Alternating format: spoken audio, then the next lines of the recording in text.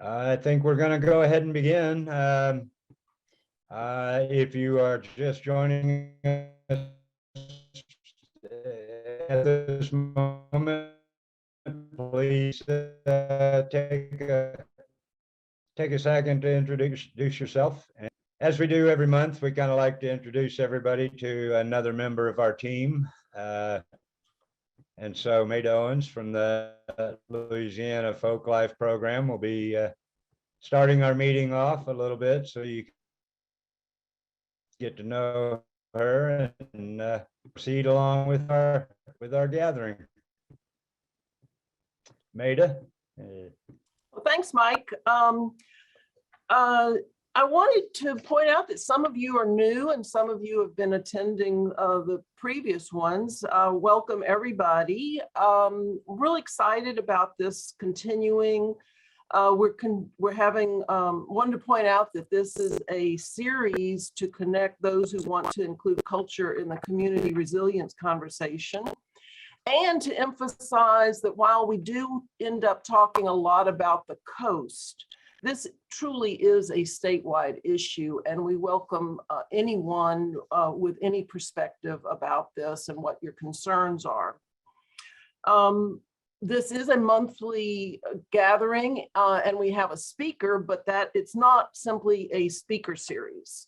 We really want to address issues and take actions, so we are helping, we are facilitating the working groups that will work towards recommendations of actions.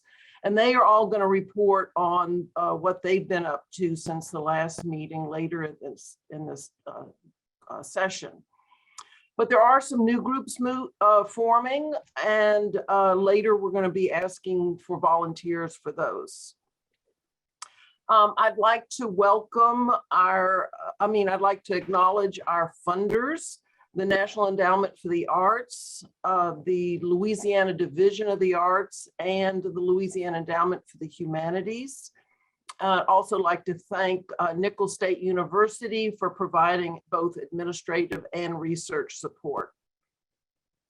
Now I'll tell you a little bit about what we're going to do today, because we did listen to your request last time, and so we're making a few changes. We will have a speaker, Monique Verdin will be speaking, and we will have the deep question and breakout room discussion, and then your hope for the coast and how you see putting this hope into action. Then we will have time for not only Bayou Culture Collaborative announcements, but you will be able to post yours into the chat. So be thinking about what we need to know about and what you want others in the group to know about. That should take us to about an hour, and we'll take about a 5-minute break. And we realize that some of you may need to leave after an hour, but then the working groups are going to report, and we've extended the time to 2 o'clock. So after the working group reports, we'll have a general discussion and sharing. Now, each time we try to do a spotlight on culture. And this month, we're spotlighting Chief Sherelle Parfait Dardar. She is the traditional chief of the Grand Cayuse Dulac Band of Biloxi, Chitimacha, Choctaw. And in June of 2020, she got what we call a Passing It On grant to pass on her tradition of within her tribe. She is a dressmaker and regalia maker. So she did a 4-part workshop on sewing, both machine and hand stitching, but then also regalia making with redfish scales, and then beading. So these grants are available through the Louisiana Division of the Arts. And if you know of somebody that might want to do this, please have them contact me. My email is in the chat if you haven't found it yet. And so with that, we'll return to Mike. Thanks, Maida. That's a neat little feature we're really trying to incorporate into the gatherings here. Excuse me. Before we really start, I know we had those slides rolling through at the beginning, but there's some really important points that I like to kind of reiterate every gathering. You know, the main focus of what we're doing here is looking at, you know, how in the face of all this disruption and change that coastal Louisiana and the state of Louisiana is undergoing, you know, how do we ensure that our cultures are passed on and you know, crucially, as far as the emphasis of what we're doing here, what do we need to be doing to support the cultures, you know, and to really incorporate cultural issues into coastal planning.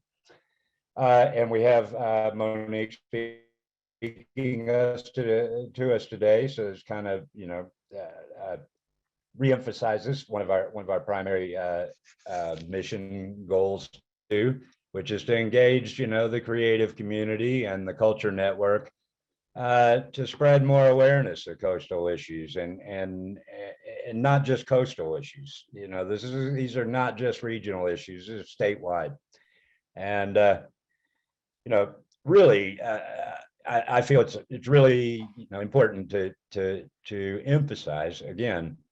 You know, we're not here to say that we have any answers.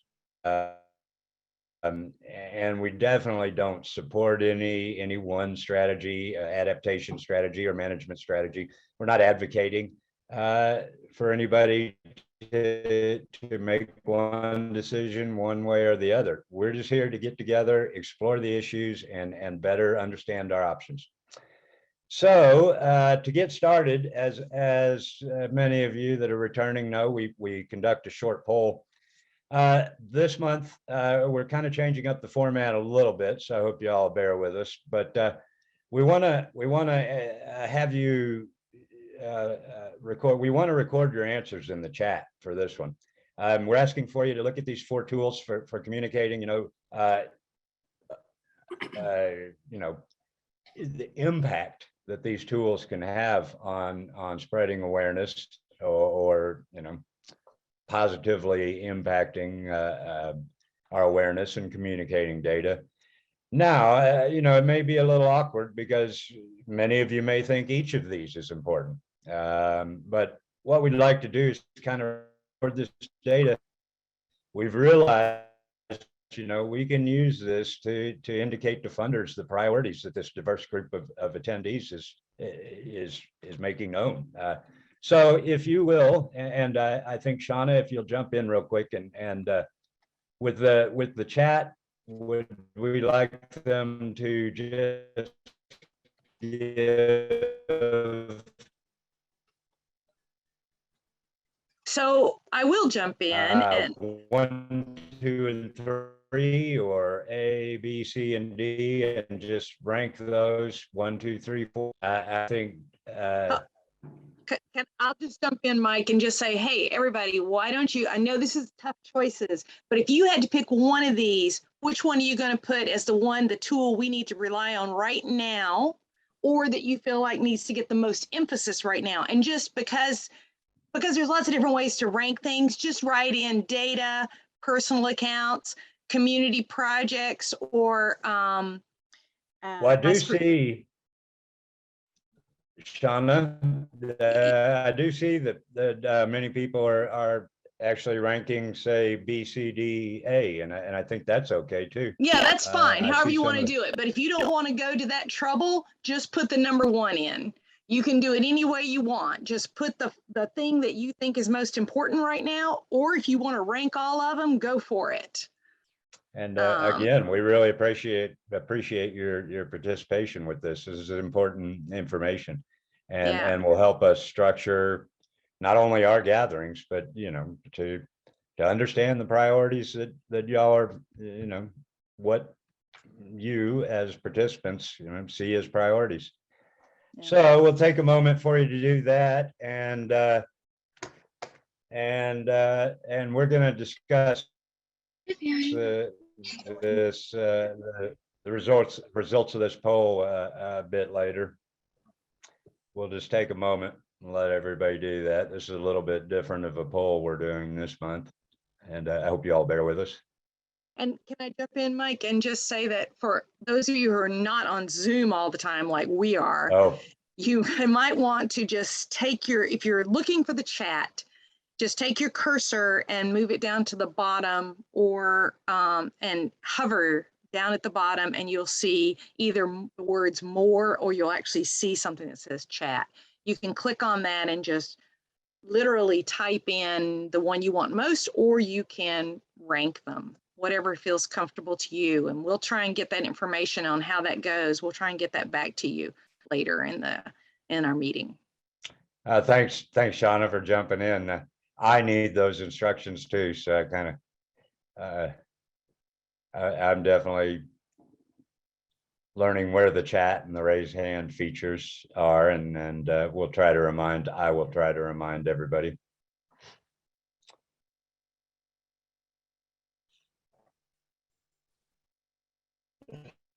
How's the participation going? Are we? Okay, well, we'll give, I think, I'm not sure, Gabby, do you know if we are getting? I think we're good. Finishing our responses They're here? slowing down, but they're continuing. Yes, Well, we've had a lot of really good. Okay, we'll Dilemma take- about wanting to choose all of them. Yeah. All right, then I think, and we really appreciate that, your input here. It's really important to what we're doing. With that, though, I'm pretty excited to introduce this month's speaker, Monique Verdin. She is a multimedia artist, filmmaker, photographer, who's looking at the kind of the nexus between, or the connections between art and the environment. She's a United Home Nation member from St. Bernard, and she'll be telling us a little bit about how the stories told by her Homa elders have given her a better understanding of coastal land loss and indigenous history, and talking as well, I think, a bit about storytelling and art making as a way to process the realities and the complexities of the unique environment of the lower Mississippi River Delta. And Monique, I hope that was an adequate introduction, but I am pretty excited to hear your talk. And so with that, Monique, I will pass it to you. Thanks so much. Big thanks to the Bayou Culture Collaborative for continuing these really important conversations. So it's really an honor to be here with all of you today. I'm going to share my screen, and I'm going to start a timer just so that I can, I'm really excited to be in dialogue with all of you. So yeah, looking forward to the next parts of our time together. As said, my name is Monique Verdin. I'm here in Bulbuncha, this place also known as New Orleans. It was in 2017 when the city was, celebrating its 300-year colonial founding, when I first learned that this place was originally called Place of Many Tongues or Place of Many Languages by the Choctaw, and that feels like such a better way to call this place than New Orleans. It's definitely living up to its name all these years later, in that we welcome millions to this big bend in the river every year. And I just also want to give gratitude and thanks to the Mississippi River for making it possible for me to have land upon which I now sit to share with you today. The practice of land acknowledgements has definitely been growing, and yeah, to give gratitude and thanks to those stewards, past, present, and future, the Homa, the Shakta, the Shitamacha, the Biloxi, the Atakapa Ishak, the Washa, Shawasha, the Shapatulis, the Bayou Gula, and many of the other petite nations and names that I'm not mentioning in some cases because many of those names were never recorded in the colonial journals of which we reference in our histories. I am from the Homa Nation, and I know many of you on this call, so it's good to be with old and new friends.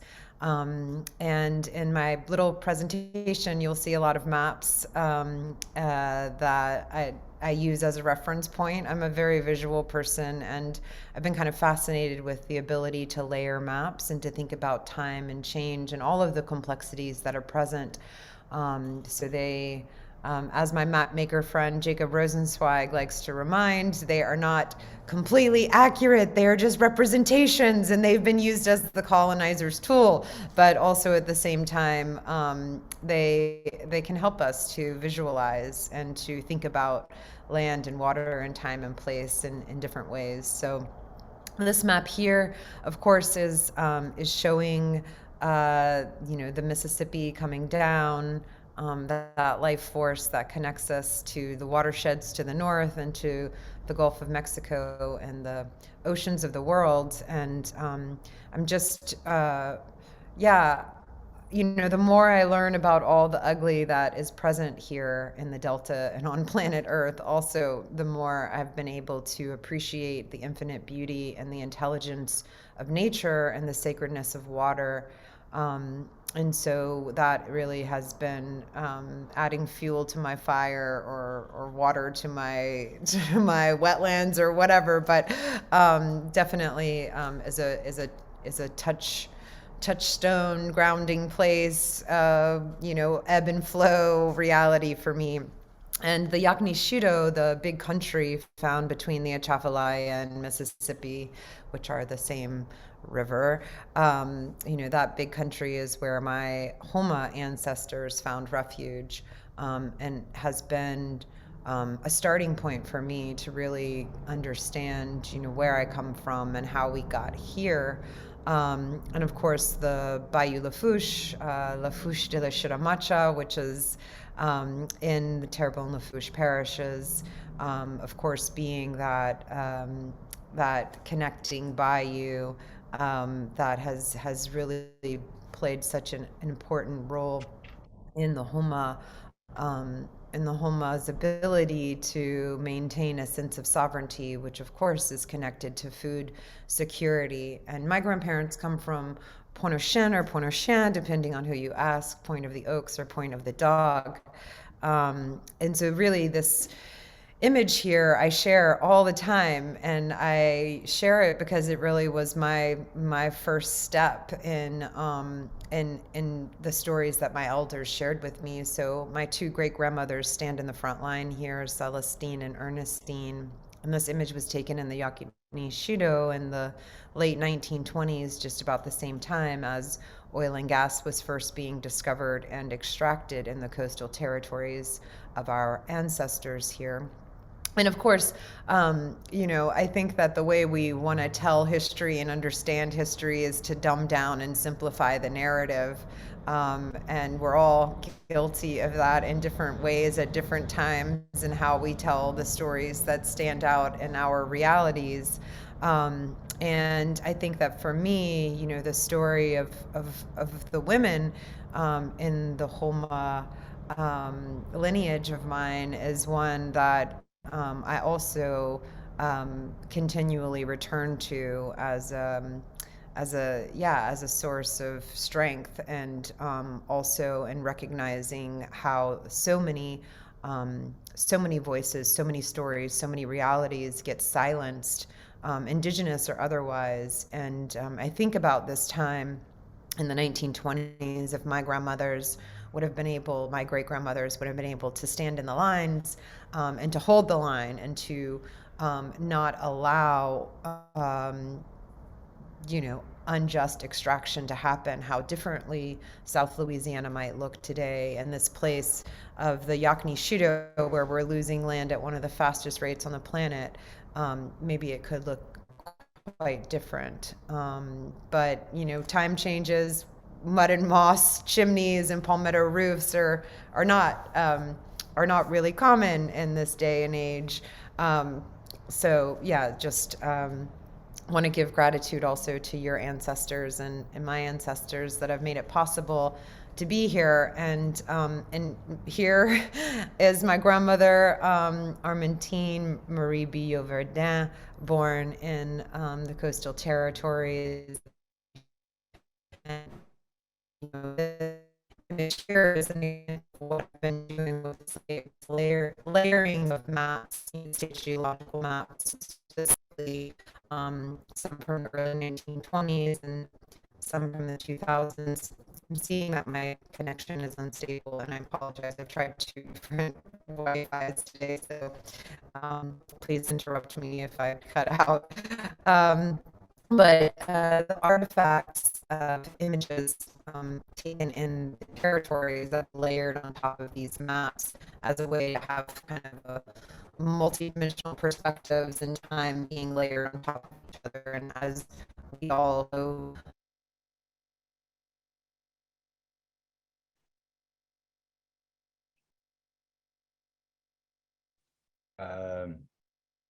We lost her. Did we? So maybe she's gonna try to get back. And if Yeah, she back, Gabby's gonna see that, and we'll punch her right back in. There she is. here she is. Okay, you're back, Monique. I'm so sorry. Oh, it's Well, that is technology of today. The last image we saw was I of your grandmother, but we didn't see the map yet. So when you start up again, okay. Well, hopefully it'll hold this time. and we have a few minutes. So. Sorry. Okay. Okay. Here we go. Share screen. Yeah, so I was sharing this map, which is kind of this layer and ghost forests that are all too common in our communities here along the coast. And again, just the perspectives, right, in the sky or down below. I'm going to turn my video off because maybe that will actually help to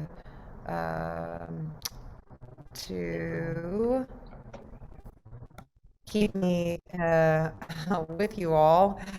And I'll just flip through the slides and I can talk more, and maybe that'll be better. But this site, which is in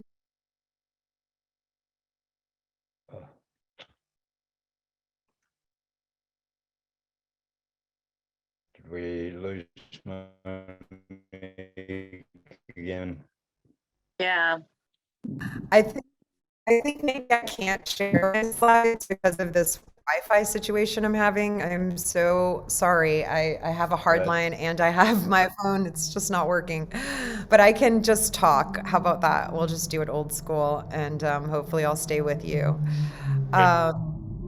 Yeah, so I have many other slides that maybe we can share at some other time. But I think that, for me, these images that my grandmother shared with me when I was a girl, the boat rides that my relatives have taken me to these ancestral places, those are the gateways for me to understand. And over the last 20 years now, I've been creating, we created a documentary film. People introduced me as a filmmaker. I'm like, I don't know if I'll ever do that again. Also, being able to work in collaboration with other artists who are really contemplating the questions that we all are about how we stay here in this place that we call home and what that looks like. And I know that Maida has a number of links. There's a project called Bayou one that I was invited to participate in 2013, which was, part procession, part performance, part eco experience, where we walked for 1.5 miles along a ghost forest to a pumping station where a baby cypress forest was growing back just because of this reintroduction of water.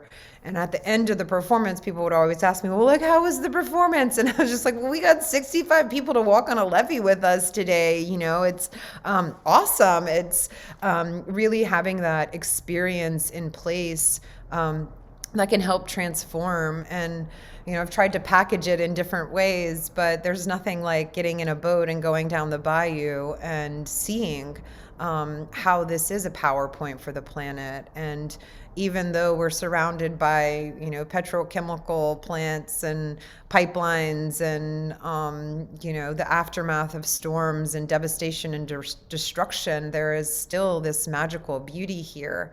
And our relationship to planetary well-being is so very important. My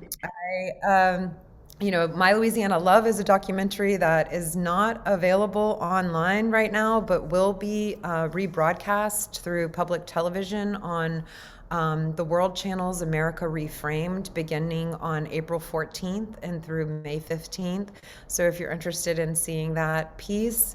And then also, we came out with a collaborative book in 2020 called Return to Yaknishido, Homa Migrations, which I was really fortunate to be able to collaborate with Homa elders, youth, as well as other artists here who have been taking the deep dive and questioning what does it mean, how do we stay, how do we remain and reclaim, is a big question that I've been contemplating lately after years of having so much anxiety and, wanting to gather all my people and head to the high ground, and recognizing that might not necessarily be the end all be all solution, that we have a right to remain in our coastal territories, and we have a right to be in relationship with the waters and the lands that we've been forced to, and now we're being pushed by the rising seas away from. But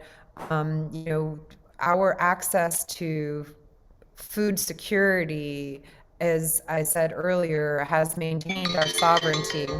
So in that, I'll just share that one of the newest work that I've been doing lately is really trying to put my hands in the dirt and to really connect and learn from the land and the water around me, and helping to support a network of indigenous gardeners known as the Oklahina Ikish Holo, the people of the Sacred Medicine Trail. And this is an intertribal, mostly women, but also non-binary folks who are recognizing that our relationship with the plants and with the land is so very important during these times. And to say that as much as I'm trying to hold on to my grandmother's land for future generations, where I have my medicine plants that are growing, I also, in the days after Hurricane Ida, signed to buy some land that's just north of Lafayette in a place called Prairie des Femmes, which is kind of between Ornoville and Grand Coteau, just east of Opelousas. And I know that it's like just a little bit north of I-10, but the intention for wanting to have a safe place to run to for myself and also for other people in my community, as we see with each storm season, the frequency and intensity just increases. And I've been seeing how we all get scattered to the wind, and how important it is during those times for us to have each other. And also to be welcomed into communities where we are welcome, and not feared as strangers or cast out as evacuees.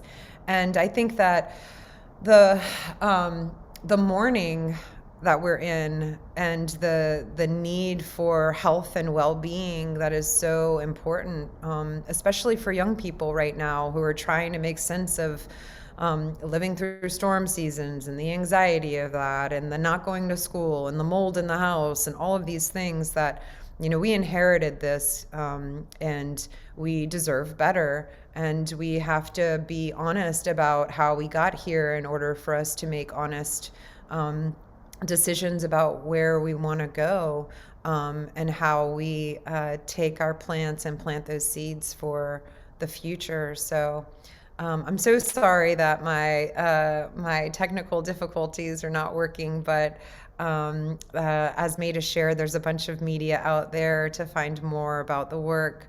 So you can check out our new little Oklahina Ikisholo video. I'm so very honored to be working with these indigenous gardeners, and yeah, to be in relationship with the plants. With that, I will turn it back to you, Michael. Thanks, Monique. And we're all learning to deal with the technological glitches from time to time. Well, even with the little technology problems there, thank you. What a message. And I want to reiterate too that Maida has been sharing in the chat a number of links to learn more about what Monique was talking about.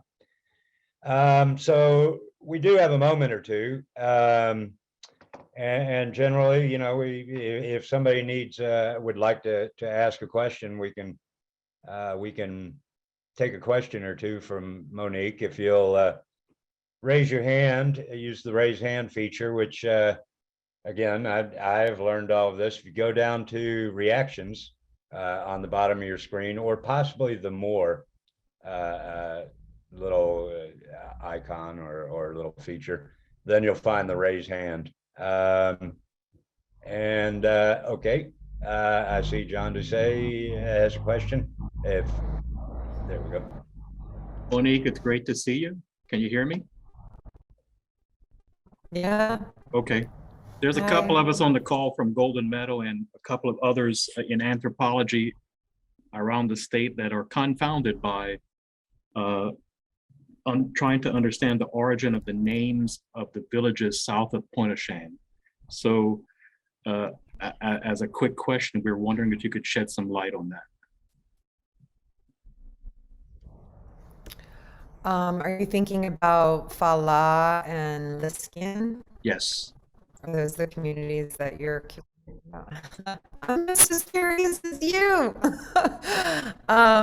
Yeah, for some of you who don't know, there are communities that are south. I mean, when one drives down Bayou Pointe-aux-Chenes, they think, the road ends and there is what is called the cutoff. It is an actual cutoff that, it's a canal, man-made canal. My grandmother actually grew up 3 miles past the cutoff. And so there were, from what I understand, wherever there were higher grounds, that's where a couple of family folks would be. And then you go a little bit further down, there'd be a little bit of a higher ground, a little part of the chenier, and there'd be more families. But towards the very end, I've just heard stories of Fala and Leskin, and my elder Anise Verdin, who just passed in the fall of this year, he was a very special person.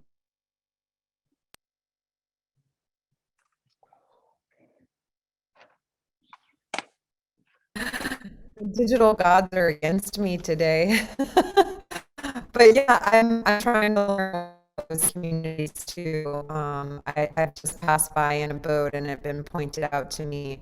But I think that what's really remarkable is that there are so many mounds that can be found in our coastal territories, and knowing that those sacred sites are disappearing.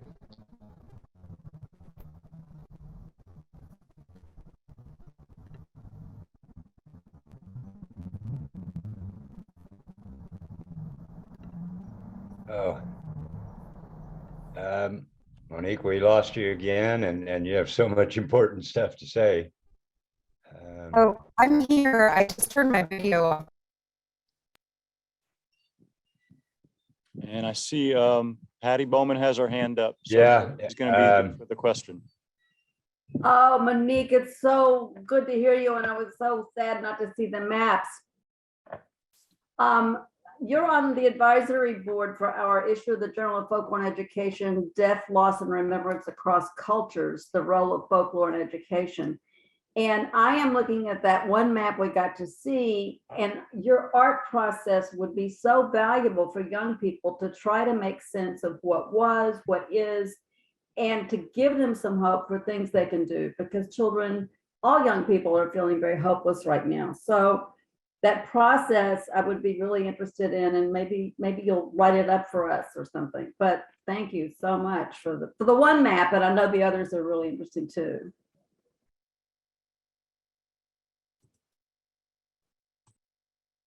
That was Patty Bowman with a question for Monique, and I just had to readmit you, so you may have been lost for a second. Monique, did you catch any of the Patty's question? I didn't catch the. I did not. I'm going to turn my video off. But I'm here if you guys can hear me. Yes, yeah. And Patty, can you And really quickly summarize? Okay. Monique, I think that your map making process would be a very valuable tool for young people as they think about what is, what was, and what can be. They need hope. So I'm speaking to you from Charlottesville, Virginia, John.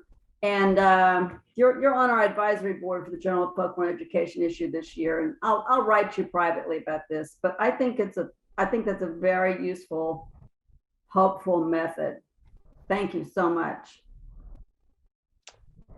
Thanks, Patty. Yeah, thanks so much. It's been really a helpful process for me too. And I'll just drop some a link to a series that I created for other folks if they're interested in seeing more. All right. Thanks again. And Monique, you're doing great working through the issues there. All right. As we do, as we have done in past meetings, and kind of drawing on Monique's talk there, we're going to send you guys out into breakout rooms.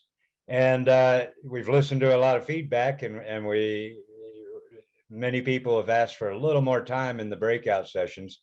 So we're going to give you 15 minutes, and we'd like you to kind of, look at how artists and tradition bearers can help spread awareness and communicate data, about our cultural and environmental issues that we're facing. So I believe we're going to send you guys right out now. And Shauna, do you know if there'll be a warning before they Yes. So what's going to happen is you're going to be automatically put into breakout rooms. We have extended that time. And then what's going to happen is Gabby's going to give you a 2-minute warning when you're going to, your time needs to wrap up. So here's the thing, guys. We're hoping that someone in each group will sort of step up and make sure that everybody gets to share in the conversation. And like I was saying at our team meeting, it's kind of like Thanksgiving dinner. You kind of make sure everybody gets helping of something. And it's also a time just to get to know people. So we hope you get a chance to do that, to introduce yourselves to each other. And this is big questions. So, but come back and share with us. And if you'll please post a little something in chat, we'd like to kind of, again, preserve this in, these discussions for future reference. So thanks, y'all, and we'll see you in a few minutes. I would imagine folks are showing And back up. everybody's filtering back in. Oh yeah, well, welcome back, everybody. I hope that was a little extra time. Is useful for y'all to once again get to know each other more. And in a second, I'm going to ask if a couple people would like to raise their hands and talk about their breakout sessions. But real quick, while y'all were gone, another team member and I were looking over the polls, and related to our mission here, it seemed that a lot of people really looked at community organizing as a primary. I do have to say, a lot of people actually noted that they weren't comfortable choosing one of those, and maybe not comfortable with the question. But again, we're just trying to get a quick snapshot. And so, a lot of people looked at community organizing and lobbying, and many people made a comment that that would work best in conjunction with the rest of the options there. So we'll report more on that in the future, but that's great to see and get that information. So if anybody would, I see Brittany has, let's see. Hey, Tell us a little bit about your breakout session. so yeah, we talked a lot about how the art process really helps get people to understand what is actually happening. And I mentioned like the digital age has really helped get that across a lot better. But also, yeah, we talked about the lobbying. We need people to be standing up for our communities. And sometimes politicians start off that way, but we all know it doesn't end up happening. But yeah, we need community members to be able to be in spaces to do this for us. And if that space isn't there, then we need to create it. Because the community supports each other all the time. We share the same $10 every time something's going on, like from Ida, and now the tornadoes that wrecked Araby and surrounding areas. Yeah, there's like no one standing up for us, and we're putting out this art either digitally or in person to get people to see that. And I think that's really important. We utilize whatever we have, but don't forget that being in person and like having an immersive participation in the art is also good, because you don't want people to just like, oh, my sympathies, and then walk away and never think about it again. You want to leave a lasting impact, because this is a lasting impact on us. Very good points, actually. And Maida, did you want to? Yeah, our group had a good conversation. And one person requested that we consider creating a dashboard, a hub for people to connect, have profiles, resource links, and social media. The Louisiana Folklore Society already has social media that you can use for this, and you can find all that on their homepage. But I also want to share, especially those that are really interested in the artistic aspects of this conversation, is culturallist.com. And I'm going to put in the chat the link, because there artists and organizations can have profiles for free, and it provides a means for artists to connect for any subject. This is not directly related to the coast or the environmental issues, but it is statewide, and it's really worth anyone interested in the arts to check it out and create your profile. So thank you. All right, thanks, y'all. And I would like to remind the rest of you, if you could just quickly post something in chat, even just one sentence about what your breakout, about what your group talked about. Again, sharing with us what you talked about. Now, to keep moving on, and hopefully y'all bear with us a little bit, but we'd like to ask Monique if she's still with us.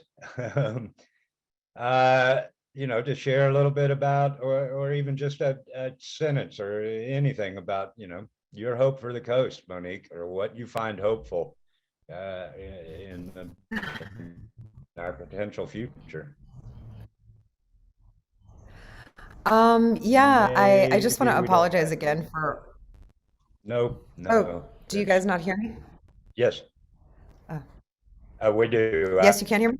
I Yeah, was we just can hear saying, you. We can hear don't worry. Monique. Yes, yep. Okay, just want to say apologies for all the problems, but also I think that the hope comes from the intelligence that's found in nature, which I said earlier, in that, you know, there is, there's a lot of wisdom there, and we need to pay attention, you know, to what the nature needs, and be good collaborators instead of dominators.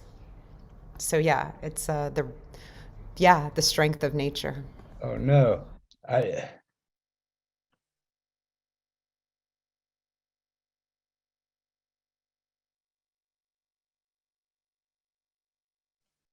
Thanks, Monique. That was great. And we appreciate so much you doing that. I just want to point out real quickly that our next gathering is going to be April 22nd, and our own Mike Saunders, on a much better connection, will be talking to us. I just rejoined. Yes, we have a very exciting speaker next month. No, you know, drawing on my work in Guatemala and the way it translates to what we're doing here, I want to talk about, you know, we're looking at how to incorporate cultural voices into coastal planning. And I think, you know, traditional or local ecological knowledge is a real avenue for that. So please join us, and I will have a better interconnection. Also like to point out that the Louisiana Folklore Society annual meeting is April 1st and 2nd in Breaux Bridge. We will, the bioculture collaborative team will be there, and love to meet anybody that comes.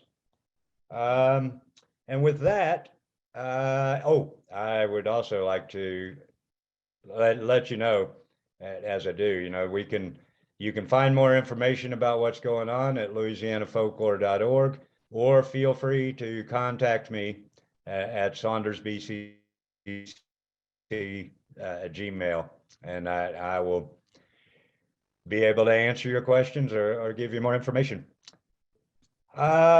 With that, I did want to recognize our funders again real quick, but we'll do that a little later.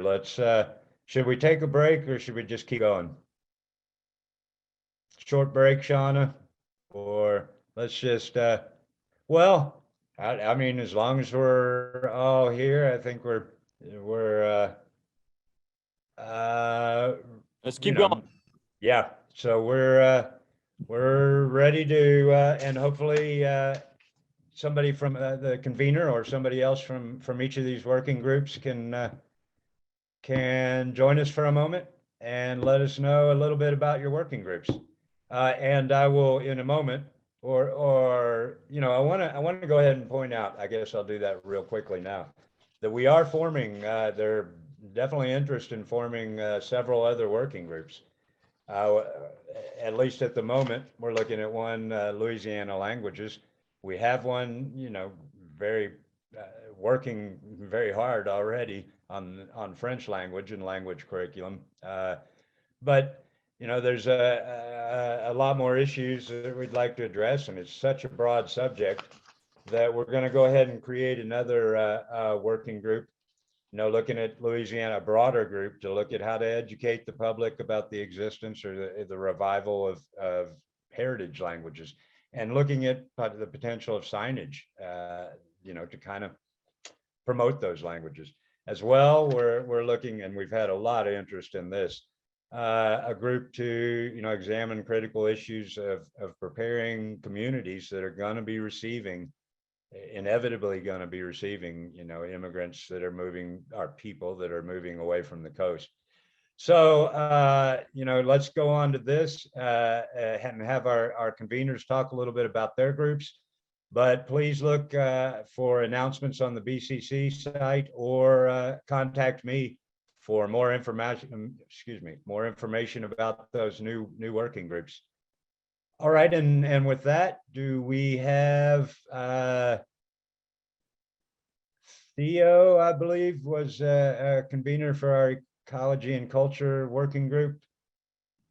Hey, yeah, I'm here. Yep. Theo? All right, I'll try to go really quickly, and I just want to say really fast, we encourage anybody to loop in and start talking to us and join this group moving forward, and it's very much still being shaped. We met one time so far, and I would say that our conversation was largely about trying to start thinking about what provisions exist in the Coastal Master Plan and CPRA documents to that provide for cultural considerations in coastal planning. And I would say, and anybody can correct me if I'm wrong, that we're all interested in this insofar as, you know, seeing how culture kind of stands in as a way of affirming and recognizing coastal groups' self-determination and right to live as they are living and be considered in larger planning to affirm and protect that moving forward. And a big part of our conversation was thinking about what exists outside of the Coastal Master Plan that could help implement and emphasize that. And one direction that we were interested in talking about further was thinking about state historic preservation office programs, things that are sort of brought about through the National Historic Preservation Act, like cultural landscapes, which might be a way of recognizing culture that is not affirmed through monumental architecture, which, as we all know, is a pretty exclusive way of seeing culture, and could maybe be more aimed at what we really care about, which is protecting people's lifeways today and tomorrow into the future. So it's been a really stimulating conversation, and we have some contacts in the State Historic Preservation Office who hopefully will speak to us about those possibilities coming up soon. Okay. So yeah, that's what I got. Hey, thanks, Theo. And I saw in the chat that somebody was asking for a little description of the group when you're talking, but I think you did that, Theo. And so I believe David or somebody from the French language group. Yeah, I'm here. David's here. I had to unmute.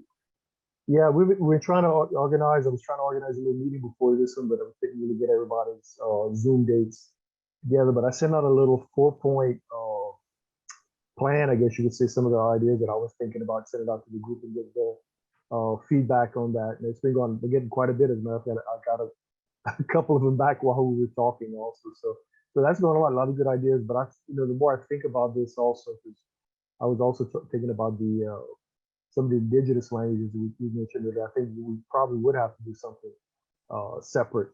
It would just be too much because there's so much to do on both of those issues that one group couldn't possibly handle it. But I think that yeah, maybe for the French group and other people have shown a lot of interest in it. It's very important. The signage, that's something that's, like I said the last time, that's pretty much a low-hanging fruit. But like anything else, any project, well, who's going to pay for it and who's going to design it? I could, any of us on the group problem, we could come up with some ideas on how to, just a nice sign on Haut du Bayou, on Bayou, and even showing some of the original names of some of the cities or towns. Like, for example, where I grew up in Golden Meadow, but in French you call it Canal Yankee. So I don't know if the people in Golden Meadow would want to see a sign, Bienvenue à Canal Yankee or not, but and see if the communities want that.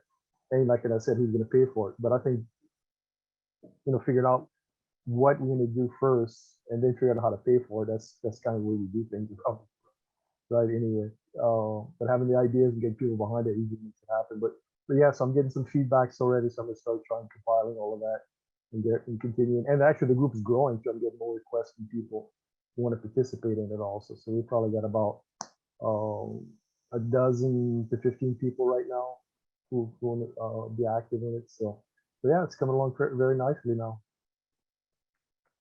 That's great to hear. I've been able to attend a couple of the meetings, but I wasn't able to get to y'all's, and so I'm glad to hear it's moving right along. Yeah, well, we didn't actually do anything online yet, so that's part of it. But I have sending out, like I said, a survey just to get everybody's ideas first of all, and try to figure out, have a meeting and talk more about it.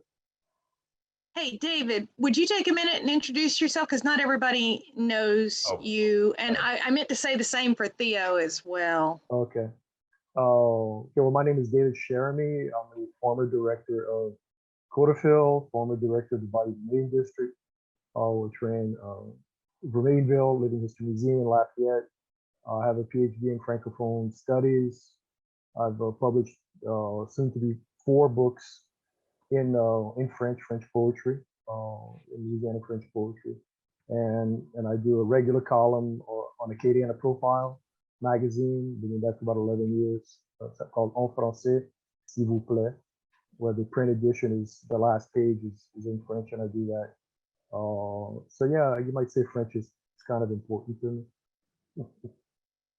Thanks, David. And Theo, you want to take just a real brief second to let people know who you are? Sure thing. Sorry about that. My name is Oh. Theo Hilton. I use he/him pronouns. I live in New Orleans.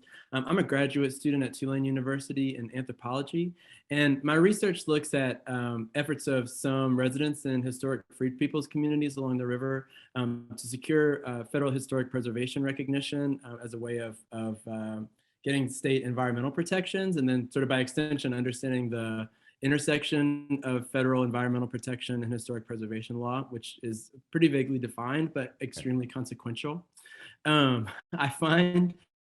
And I'm also currently a science policy fellow at. All right. Thanks, Theo. Let's see. Somebody from the Culture and Coastal Planning Working Group, if you'd be generous enough to share with us. That was actually me. Sorry. So ecology and culture hasn't gone yet. Oh, that's my mistake then. Yeah. Oh, that's right. Yeah. So ecology and culture is Christy. Was that? Yeah, that's me. Hi. Hi, everyone. My name is Christy Landry. I'm the director for Bayou STEM, which is a law STEM hub in Region 3, so Assumption Parish, Lafourche Parish, and Terrebonne parishes. So we, the Ecology and Culture Group, we met one time, and it was just a small sampling of the folks that were interested in that group that were able to attend, and we kind of treated it as like a brief networking session. So we got to kind of know each other a little bit, which was great. And we did identify some of the strengths in our group just from people's career paths. And so Honora and Brittany, it's great to have you guys on board with us. And Kimberly, I'm really excited to work with you as well. We have some students that are interested in the ecology and culture group too. So I will be sending out another message very soon to try to coordinate everybody again so that we can have a little bit of a more of a planning session to determine kind of what directions we'd like to take this group into and progress with. Yeah, that's thank you, Christy. And hopefully everybody, you realize you can participate in as many of these groups as you like. I mean, they're all fascinating to me, and please do.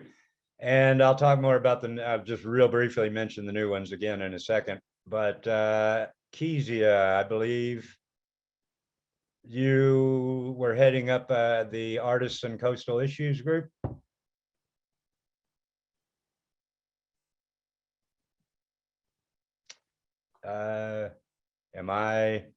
Is this my internet?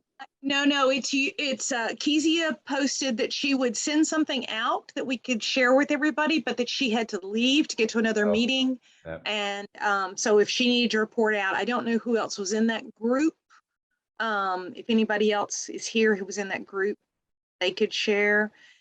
If not, if you're looking in the chat, you can see that John Ducey is busy trying to give us more groups.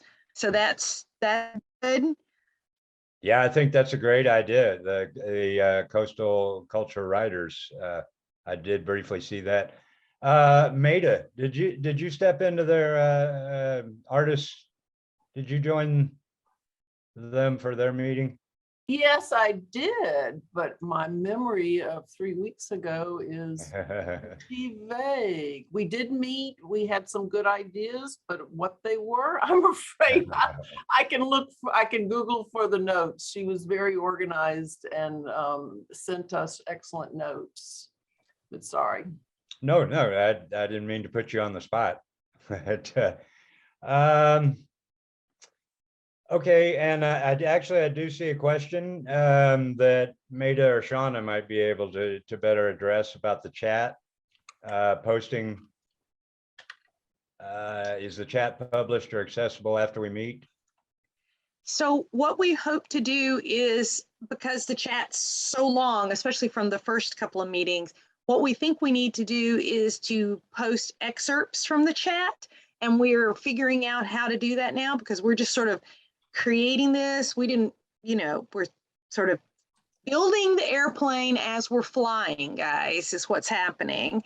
And, but yes, we do need to make that. And let me ask Jolene, who brought that up, if you would jump on and just say, is the part you're interested in mostly the announcements and the contacts, or let's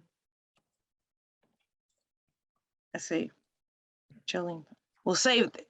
Yes, announcements, links, and contact. So we need to get the, yes, we're going to try and find a way to get the links and the announcements and contacts up. And we are definitely working on that. As we build the And if you don't know, anybody can save a chat anytime. Yes, I if you forgot to look say at that. the very bottom at the ... of the chat, if you click that, you'll see save chat. And so wait until the last minute, and I end up doing it several times because somebody posts again. And but yeah, you can save the chat for yourself. Now your chat will include any chats from your breakout group, but not from any others. So like if I save my chat, I will not have chats from the other breakout groups, but for the main group, yes, you will. I'm gonna. Okay, and well, we did mention, or I did mention, so, but I want to reiterate that we're going to have, we've got great interest in a couple more groups, and this has been fantastic, y'all, to see that something we envisioned happening a number of months down the line is already just taking off. And again, you can look for, I'm going to put some post some announcements on the LouisianaFolklore.org about the new groups, or you can contact me. I saw a number of people in the chat that were asking or talking about that, and I am not fast enough to be able to respond to any chat generally, but we will be forming immediately receiving communities working group, the Louisiana languages working group. Now I've seen a couple of more suggestions through the chat, and please contact me or look at, I'll put some announcements on the BCC site at LouisianaFolklore.org. And with that,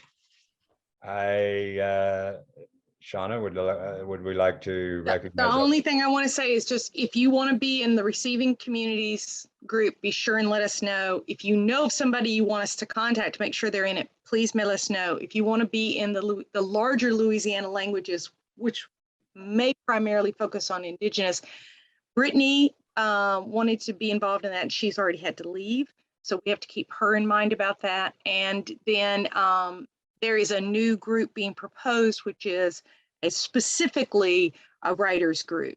And so please post, particularly if you're willing to convene it. Conveners are not chairs. They are not responsible for it. They're just going to send out the Zoom link and then maybe talk to us about it. But y'all can decide on chairs and things like that in your meetings, but we just need somebody to convene the first meeting. And we really do appreciate those people generous enough with their time to do so. I mean, y'all are helping us to make this all work. I don't know if I properly announced that. If you do have any announcement that I let people know, if you do have any announcements that you'd like the group to see, please post those in chat too. I may have mentioned that, but not emphasized that we'd like you to do that.